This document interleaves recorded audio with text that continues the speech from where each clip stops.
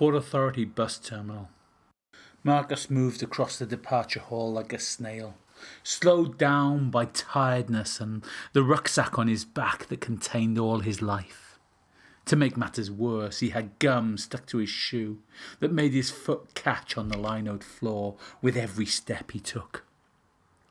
He looked around wearily for the door that led to his bus, but there were so many doors, so many possibilities.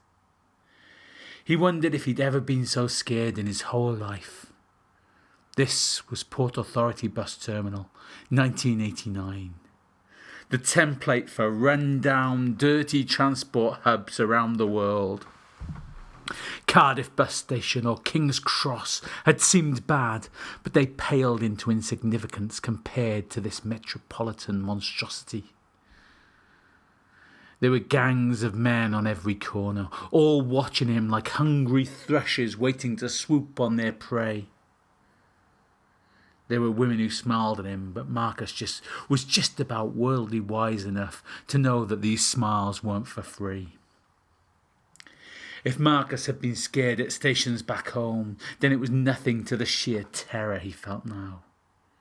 He needed the toilet, needed to clean his teeth. But the restrooms would surely be just a trap, a dead end, easy for the predators to ambush. They'd be disappointed with their find. The rucksack was full of dirty clothes that had seen better days. His Walkman was more a Crawlman, playing Green by R.E.M. more than a fraction too slowly. While his wallet had just a few dollars and a credit card that has reached its limits. One last bus journey to Boston, one last flight back to Heathrow, and he'd be home and safe. But the last few obstacles seemed the toughest, the last hurdles the highest. He stifled a yawn, put his rucksack down and sat on the floor next to it, hoping he'd found the right door. He closed his eyes for only a second. Tiredness washed over him. But he wouldn't sleep till Brooklyn, if the bus went through Brooklyn. "Hey, rich kid, where you from?" Marcus heard the voices, but hoped they weren't speaking to him. He opened his eyes to see a gang of youths coming close to him. He tensed. This was it. He'd worried about this the entire trip. He was resigned to it. They could take what they wanted. He wouldn't put up a fight. "Hey, where you from?" "Britain," Marcus mumbled. Experience taught him that nobody had even heard of Wales, so saying Hawaiian was a waste of time. He thought about his little village back home. It was, well, whiter than white. He was 14 when he saw his first black man in the flesh.